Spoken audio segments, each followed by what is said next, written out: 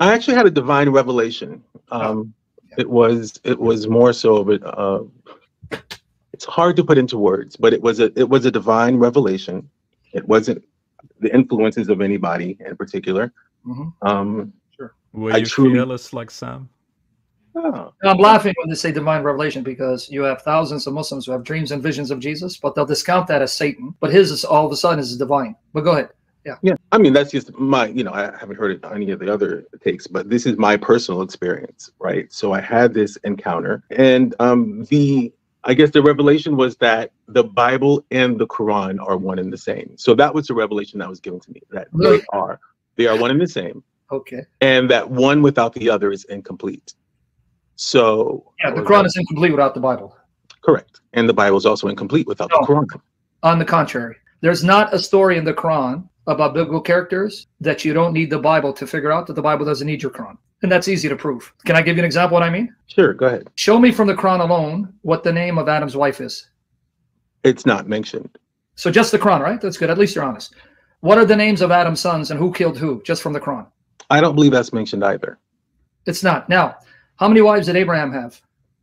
Abraham had, let's see, according to the Bible, he had... Oh, forget the Bible. I'm going by the Quran.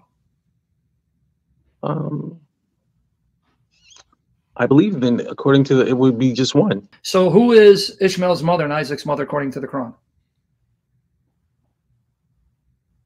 It doesn't mention the names of the women, but those particular examples, yes, you're right. Those particular examples do not require. Show me something in the Bible that needs a Quran to figure out. I've been listening to this podcast a little bit, and there's this whole controversy between the Comforter, right? That's in John. From the Bible, no, none whatsoever. Yeah, well, the Comforter is very evasive. It's no, it's not.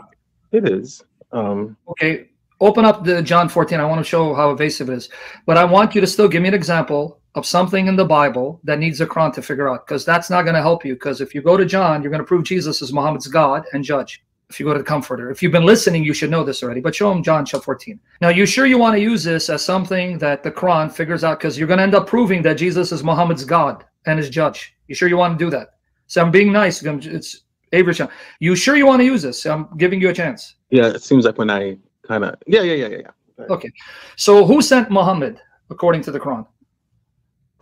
Well, according to the Quran, it says Allah. So is Allah the father of Jesus? Well, see, this is the thing. Allah is such a broad term, right?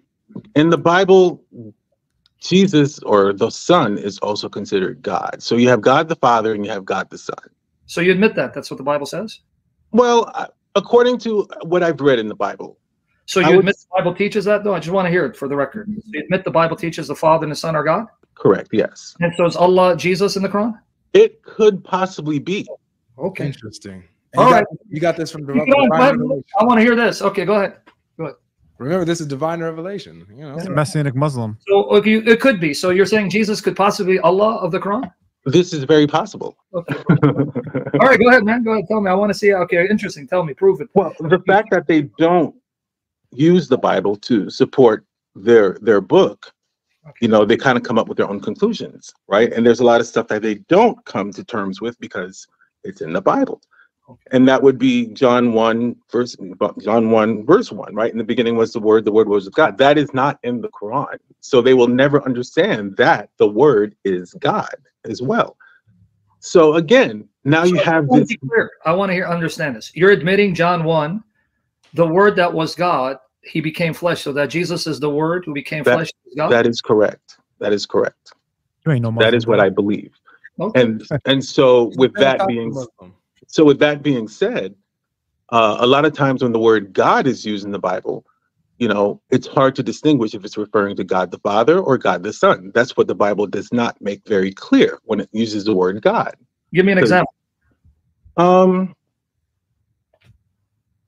Well, that's the thing. It's all terminology, right? I think in the Old Testament, they didn't use the Son. They used the angel. Okay. So you have the angel of the Lord that is used a lot throughout the Old Testament, which I believe is Jesus, the Son. Wow. Okay, hold on. Let me get this. So, but you just showed that you could make a distinction because you said it's not clear. You just admit the angel of the Lord. So that means he's the angel of the Lord. So that's two. But the angel is God. So you're able to distinguish the two. I can, but not everybody else can. Jesus. Are you a Trinitarian Muslim? Hello? It's kind of hard to say with the whole Trinitarian thing because All right. I guess I would lean more into Arianism. How can you be an Arian? That's impossible. How is Jesus? Are you saying Jesus is a second God, a lesser God? Because not only do you contradict the Bible, it contradicts the Quran. So It does not contradict the Bible at all because, again, it says in the beginning was the Word, and the Word was God. And how does that prove Arianism? Well, the Word was created because, again, he would have created the Word by saying the word. We don't know what the Word is. So now, brother, in humanity, it doesn't say the Word was created. You just misread John 1. No, It literally says the word created all things. Yes, that is correct. So, but again, the Word was with God. So clearly the Word and God are not one and the same. one and the same what? They are not one and the same. One and the same what? They're not one and the same what? Deities. No, There that's are not, two deities of two different ranks. no, that's not what it says. I mean, I don't want to try to bombard you with Greek because I don't want to come off as a Greek scholar. That's not what it says. You're misreading the English, let alone the Greek. That's not what it says. If you go to the Greek, ton theon, pros ton theon. It's in the accusative, ton theon. Why is it in the accusative?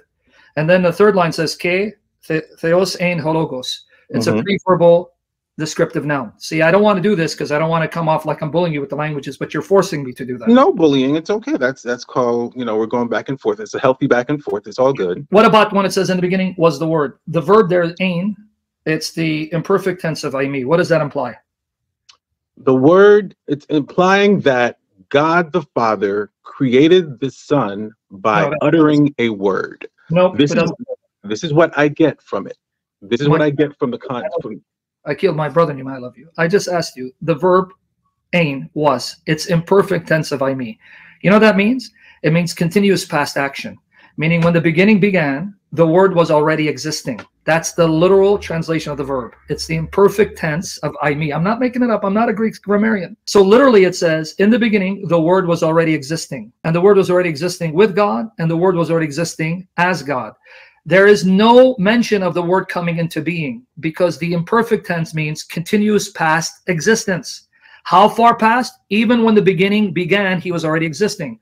Well, before the beginning, you have eternity. There's nothing in John 1 that says he's created. It teaches the opposite.